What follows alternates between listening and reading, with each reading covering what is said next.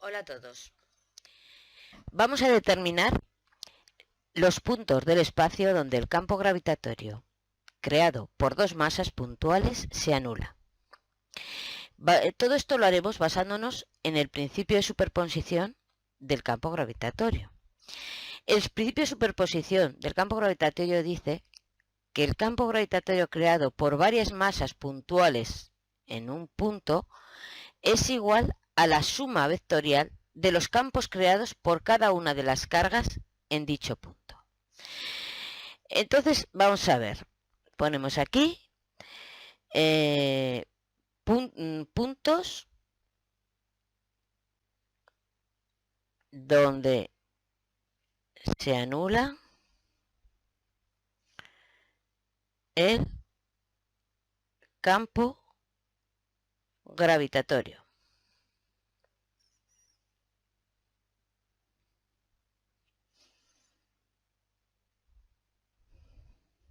Consideramos que tenemos dos masas puntuales.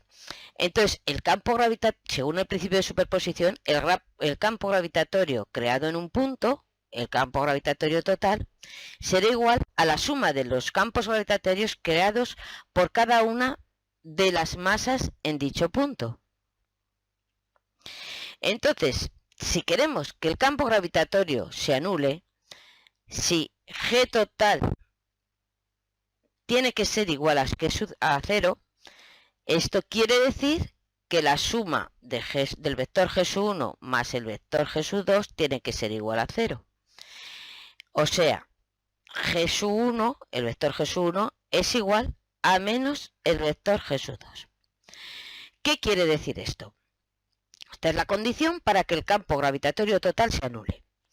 Y esto indica que para que se anule el campo gravitatorio total, se deben cumplir tres condiciones. La primera,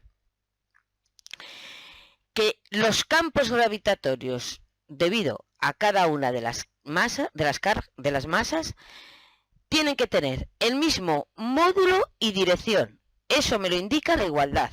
O sea, G1 y G2, mismo módulo y dirección. Y deben tener sentidos opuestos. Eso me lo indica que un vector sea igual a menos el otro vector. O sea, G1 y G2, sentidos opuestos. Vamos a borrarlo. Opuestos. Vale. Entonces tienen que cumplir esas condiciones. Bueno, pues vamos a considerar dos masas, M1 y M2, y una línea que las une. Una masa M1 y otra masa M2. Y vamos a ver los distintos puntos del espacio. Vamos a ver, en cualquier punto que no esté dentro de la recta que contiene a las dos masas, cualquier punto que cogiéramos, por ejemplo aquí, el campo gravitatorio creado por M1 sería un vector dirigido hacia M1, G1. Y el campo gravitatorio creado por M2 sería un vector dirigido hacia M2, G2. Como vemos ya, estos dos vectores ya no tienen la misma dirección. Entonces, ya no cumplen la primera condición. Entonces, no se anularía el campo en ningún punto que no estuviera en la línea que los une a las dos masas. Pues vamos a considerar otro punto, que le llamamos punto P1. Vamos a considerar otro punto dentro de la línea que une a las dos masas, pero o a la izquierda de M1 o a la derecha de M2. Cogemos un punto a la izquierda de M1, el punto P2.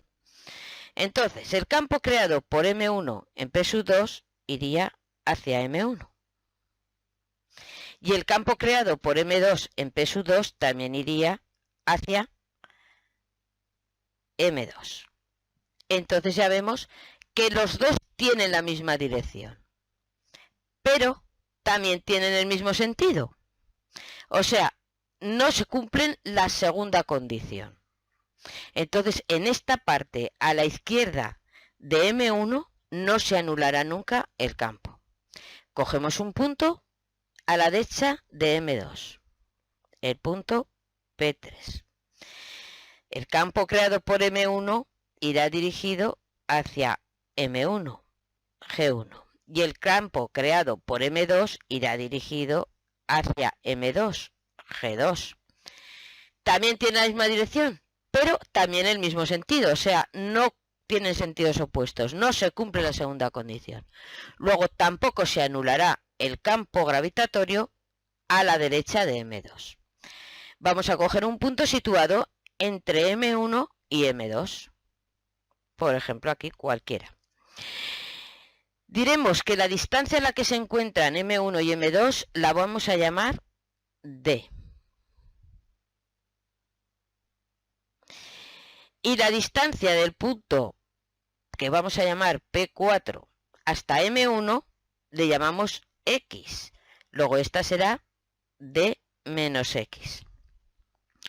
Entonces vamos a ver, el campo creado por M1 irá hacia M1, G1. Y el campo creado por M2 irá hacia M2, G2. Aquí ya se cumple que tienen la misma dirección, que es la línea en la que están, y sentidos opuestos. O sea, de momento se cumple una de las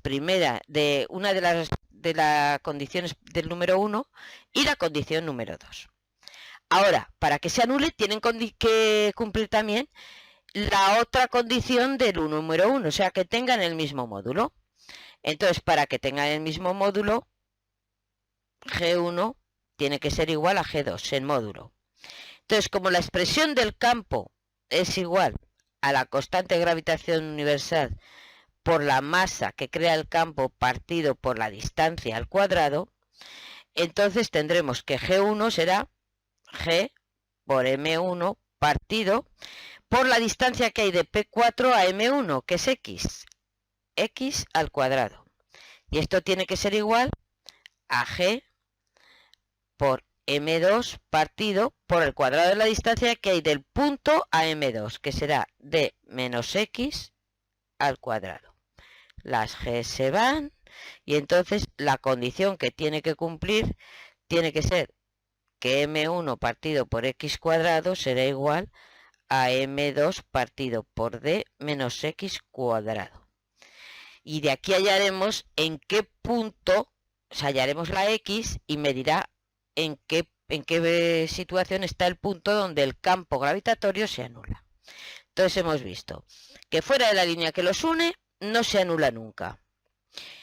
A la izquierda de una masa y a la derecha de la otra tampoco se anula nunca. Solo se puede anular dentro del segmento que une las masas M1 y M2.